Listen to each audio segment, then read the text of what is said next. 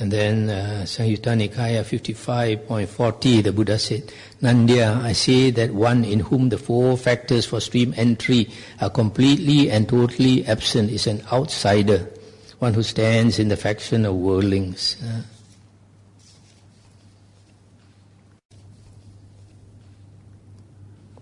Okay, I think I stop here and allow you to ask questions.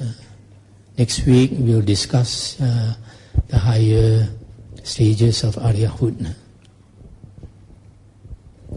All right. Are there any questions from anyone? I'm sure Venerable Sir will be delighted to answer your questions or clarify your doubts. Feel free to put up your hands and I'll bring the mic to you.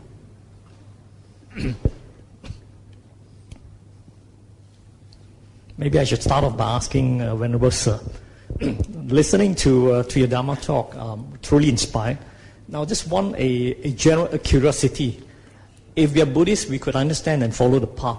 What about other followers of other faiths? For instance, like a Christian, a Muslim, a Sikh. Would it be possible for them to become an Arya? Oh yes. If they are intelligent and they listen to enough suttas, they can. During the Buddha's time, external ascetics, in the same situation, they came to listen and they got converted.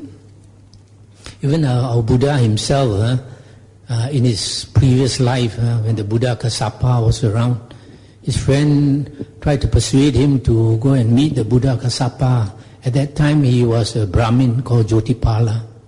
This is mentioned in the Gatikara Sutta. He refused to go and see the Buddha. So his friend had to pull him, then only he went. And then after he listened just to one Dhamma talk by the Buddha Kassapa, he decided to renounce, become a monk. That shows he had already attained stream entry. If a Bodhisattva cannot attain stream entry, who can attain stream entry?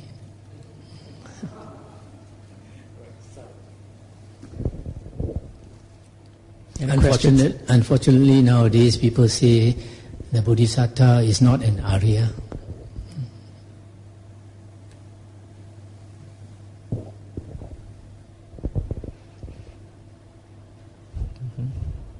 All okay? All clear?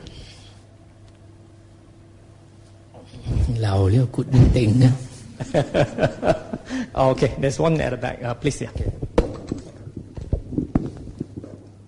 Reverend, I want to ask, what is the general definition for the stream entry?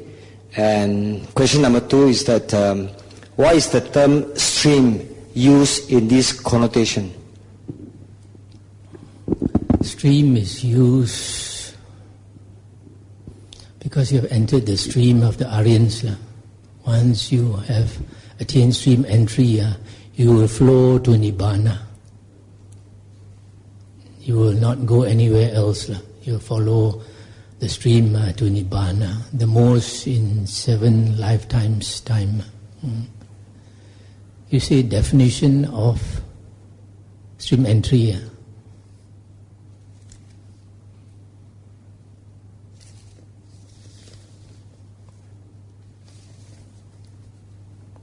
The Buddha said,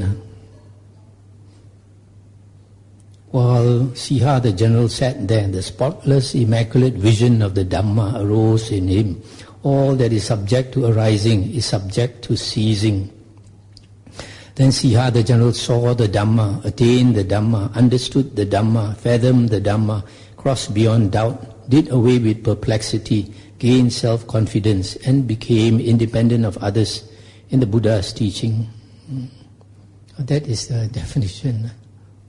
So there is basically the understanding that all that is subject to arising is subject to ceasing. This means you understand impermanence. When you understand impermanence, you know that life is not secure. Don't think now that you are very happy having living the Malaysian dream. That you will continue to live the Malaysian dream. Anytime the bubble will burst. Anytime a doctor may tell you one day you have cancer, then you are so worried. So When the doctor tells you that you have cancer, then you really see impermanence, yeah? Then when you see impermanence, you naturally see suffering, yeah? You will experience suffering. So, if a person really understands the Dhamma, he will be like our Bodhisattva. He will decide to renounce.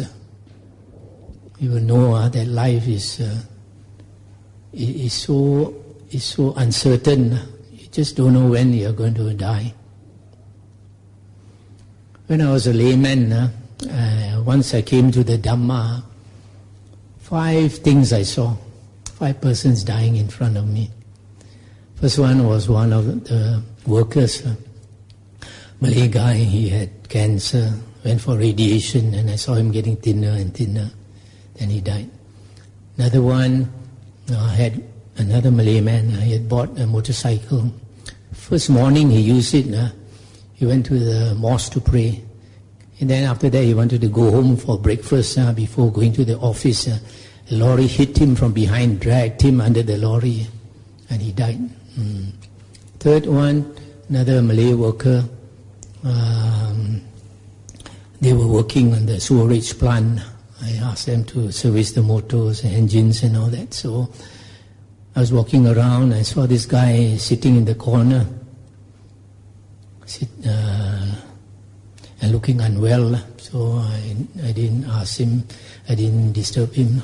20 minutes later, I saw him still in that position. I think about 40 minutes later, I still saw him squatting there like that. So I went to him, and I saw he was having cold sweat, clutching his heart. I asked him, what's the matter? He said, suck it, Tuan, suck it. So I knew he had a heart attack.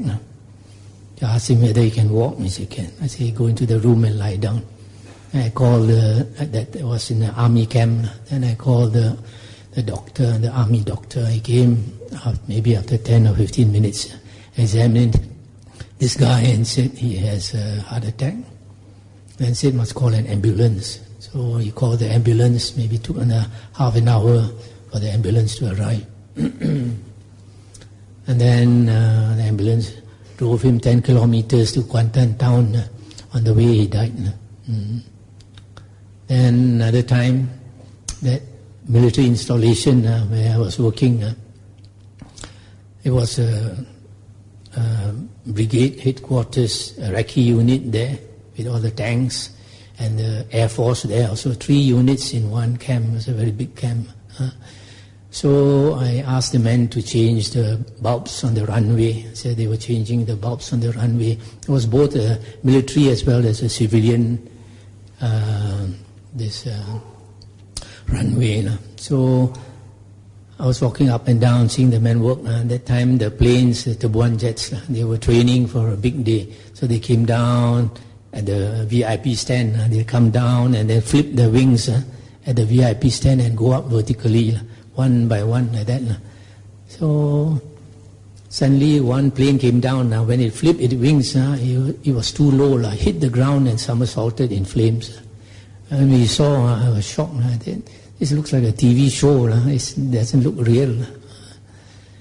And then after that, the thing was burning. Later we heard that 2 pilots were inside. When it somersaulted, one was beheaded. The other one burned to death. So when you look at the site now, you feel very difficult. You want to go and help, but it can explode anytime. You cannot go and help. So that was the 4th. The 5th was one day I was coming back from Kuantan to JKR quarters for engineers meeting. Along the way, the Maran Road, winding. I was trying to overtake a lorry, a long lorry. Could not overtake. I kept trying to overtake, and the road was winding. Suddenly I saw a motorcyclist come from the opposite direction. And then he turned the corner. There was a rock a big stone in the middle of the road. He hit the stone, fell directly in front of the lorry. The lorry knocked him. And I stopped the car, ran towards him to see whether I could help. When I saw him, the concussion was so great, the helmet fell off. The top of his skull opened up like a tin can. I could see the white brain. and the right brain turned red. The blood started to flow out. He was twitching like a dying rat. So 5 sights. Let me see how insecure life is. Buddha saw 4 sights. I have to see 5 before I renounce.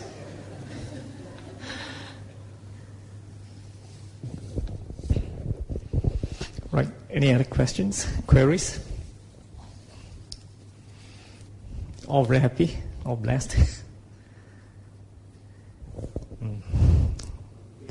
Yeah, okay, there's one question there. Yeah. Sorry. Yep. During Buddha's time, we have a lot of true Dharma. But nowadays, is there any true Dharma? That's why I mentioned that we have enough evidence to say that the only Dhamma that existed during Emperor Asoka's time, which was about 250 years after the Buddha's passing away, was the 5 Nikayas. And then the Buddha mentioned that his true Dhamma will last 500 years. So the Emperor Asoka's time is within the 500 years, so we know that is the true Dhamma. So now, does it mean that, the 5 Nikayas is a true Dhamma, but there will be a lot of interpretation, isn't it? Or, different Bhante or different people will interpret differently. So no, the problem is a lot of monks, they don't really study the 5 Nikaya. If you ask them, it's just like a lot of lay people, you ask them whether they have listened to this, such and such a sutta, and they think, maybe I have. It seems like I have listened before, but I really cannot recall. So a lot of monks also like that. They don't really make enough effort. But during the Buddha's time was different. Why? There were no books. So if they are interested, if they are really Buddhists, they have to memorize sutta by sutta. So if you memorize, it will stick in your mind. For us, go in one ear, go out the other ear. So what is the advice for? Keep listening to the... Keep listening and keep reading the sutta, but as a layman, sometimes... now if you look, I think just now I brought a couple of these JOC micro SD card players. You can get this, it's very convenient. If you buy one of these, you get a free micro SD card, and then even with the list, with the track numbers, you can select the Nikaya you want. You can get it for cost price, 27. Thank you. Thank you, Bhante. Thank you, Bhante. It's very convenient because you go gardening, you can bring it with you. You go to the kitchen, you can bring it with you. In your car, you can bring it. And it's much louder than the smartphone. Okay. So brothers and sisters, remember to take that. Yeah, there's a question there. Someone with a mic. Yeah. Yeah. Okay.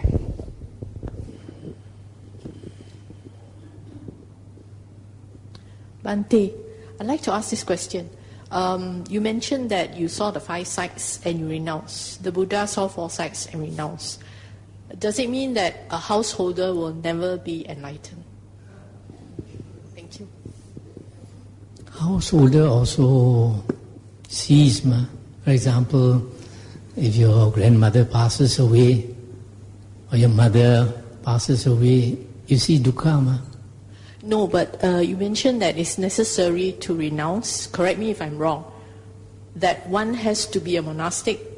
Oh, when I say renounce, it does not mean becoming a monastic.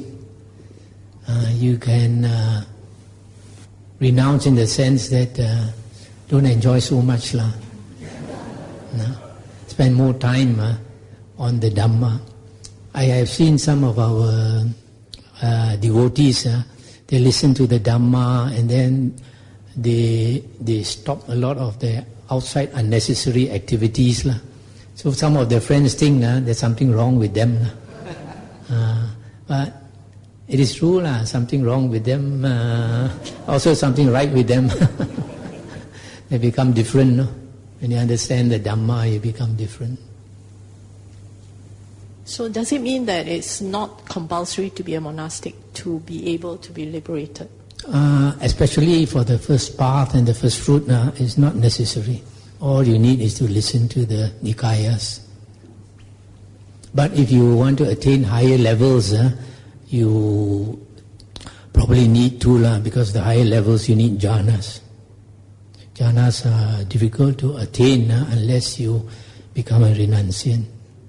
But not necessarily, if you can get first path, super already.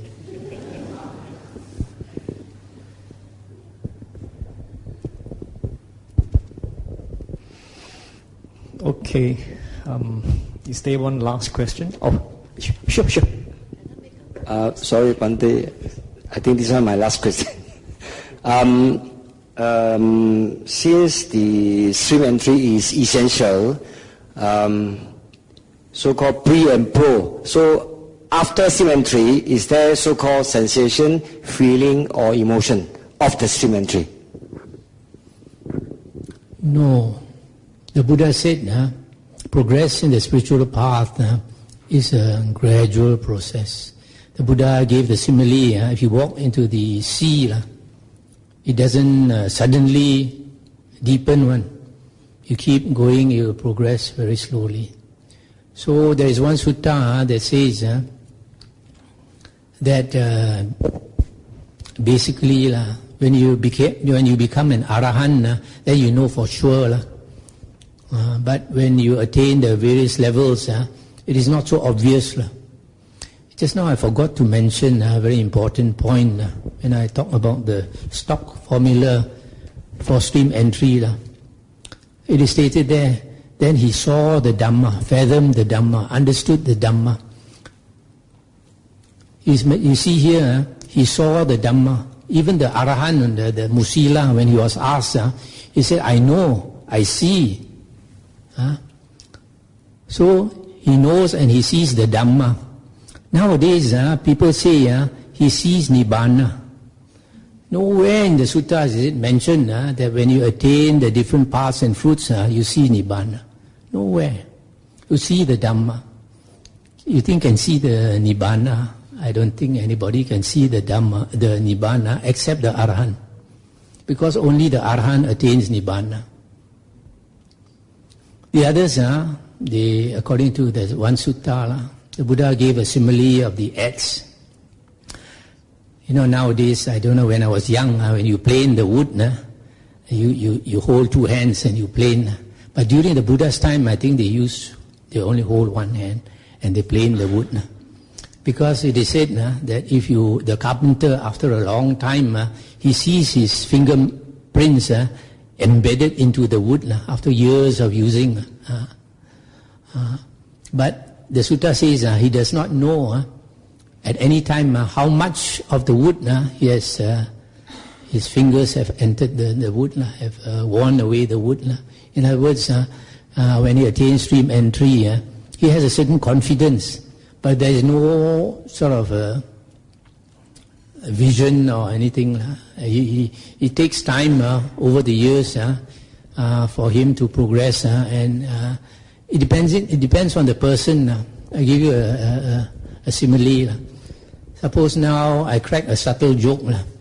Some people immediately will laugh. Some people will not immediately laugh. Maybe half an hour's time, they think, and they laugh. And then some people, they go back, they start scratching their head.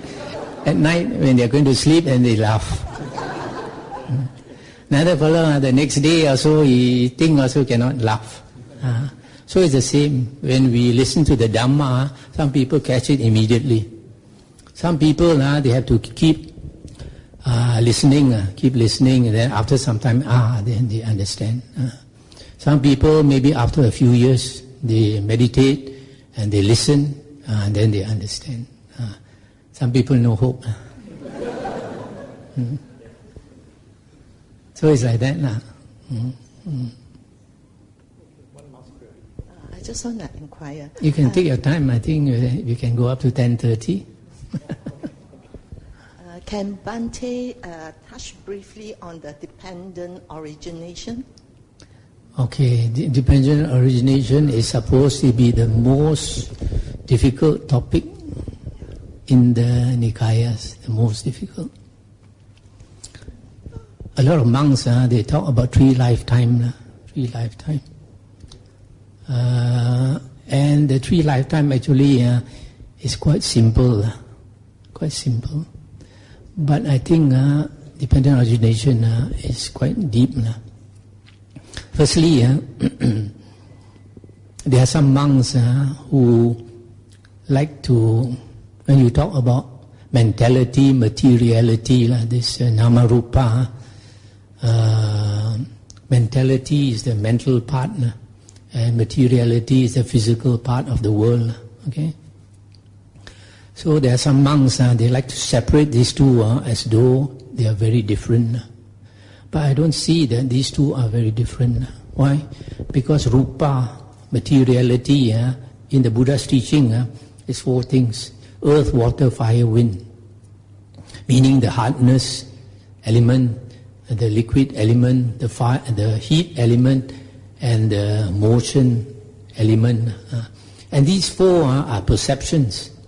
Perceptions. For example, the wall to you is very hard because you try to walk through the wall, you get a bump. But an arahant with psychic powers, he can walk through the wall. His perception is different from yours. Yeah. So our mind determines our perception.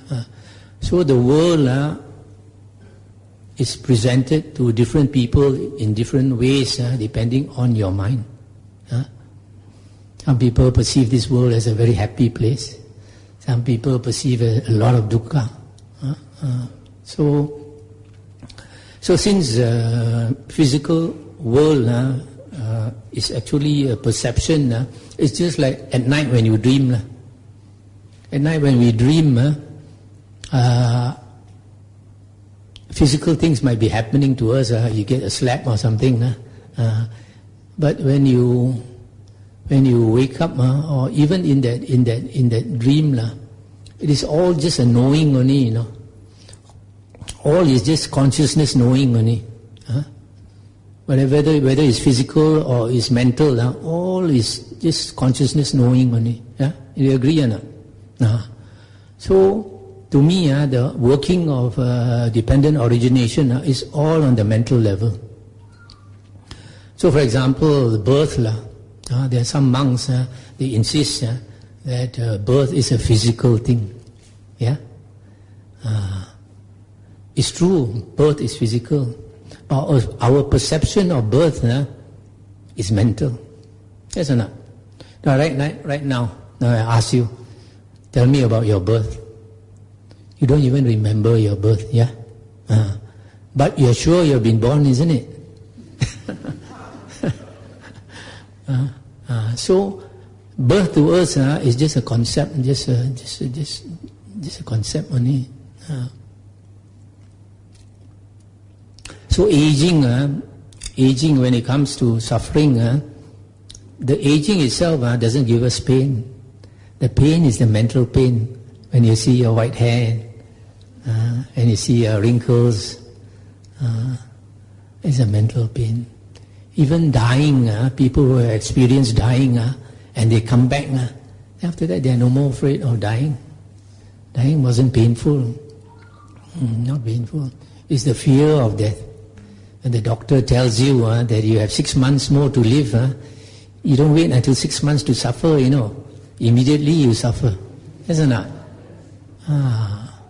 So all is on the mental level. So, to me, dependent origination starts with consciousness. Because in the Buddha's teachings, consciousness arises and passes away. It arises and passes away. When it passes away, it's another consciousness that arises again, Another consciousness. So, a lot of people think that our consciousness is continuous. It only stops at death. And then you have birth linking consciousness and the consciousness starts again. That's what a lot of people think. But it's no. Every moment our consciousness arises and passes away. When our consciousness stops, what happens? You are dead. So we live and we die. We live and we die.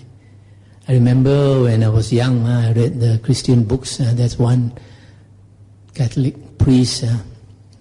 He must have been a meditator. He explained, every moment I die. So consciousness arises because of what? Because of craving. We want to live. Yeah. Unless you're an Arya, everybody when you're about to die, you don't want to die, isn't it? You're afraid to die. You want to live. So that will to live makes that consciousness arise. When consciousness arises, it always arises with nama rupa. Nama rupa is the whole world that is presented to consciousness. Once your consciousness, once you know the whole world, but the whole world comes in two aspects. One is the mental aspect, the other one is the physical aspect. So the whole world that you know, you find this being, this body, you identify as yourself. Just like in a dream. In your dream, you're the main actor or actress, isn't it? Other people not so important. But in your whole dream, you see a lot of things. But that being in your dream, you identify as yourself. So similarly, in life, we see the dream of life, and we see this being, we identify as yourself. And the Buddha said, we are deceived by the mind. For a long time, we have been deceived by the mind. So, consciousness arises and nama rupa together arise. But consciousness arises at the six senses, right?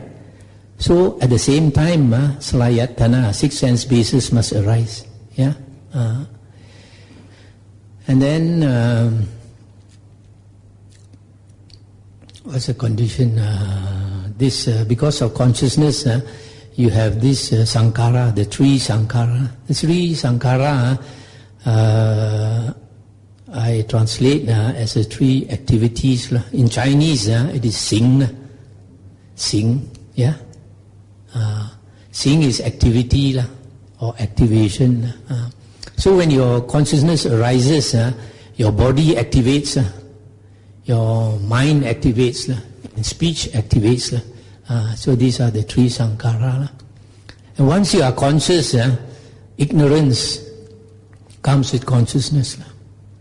But if you don't have consciousness, where's the ignorance? So although we see ignorance conditions sankhara, and that conditions vijnana, consciousness, and that conditions nama rupa, and that conditions the six sense bases, actually all five arise at the same time. Because once you have consciousness, the other four arise at the same time. Then after that only you have contact and all that. So it is basically because of craving, not understanding the Dhamma, that we want to live, that consciousness arises and arises. And in the suttas it is said, the fuel for consciousness to arise is the enjoyment in the world. We want to enjoy.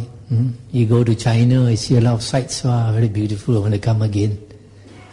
There's craving for sights. You hear music, you like, you want to hear again and again. Similarly with food and all that. So as long as we enjoy life and we want to live, we will continue to live.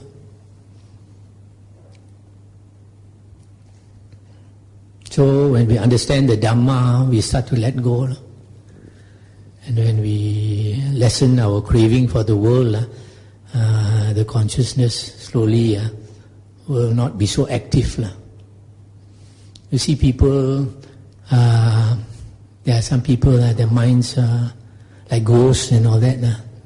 The mind is very disturbed because they are so concerned with the world, concerned with their surroundings. But for example, the Arahant is very peaceful inside, not interested in the world outside. So the world is the snare, Mara is trying to snare us at the six sense doors.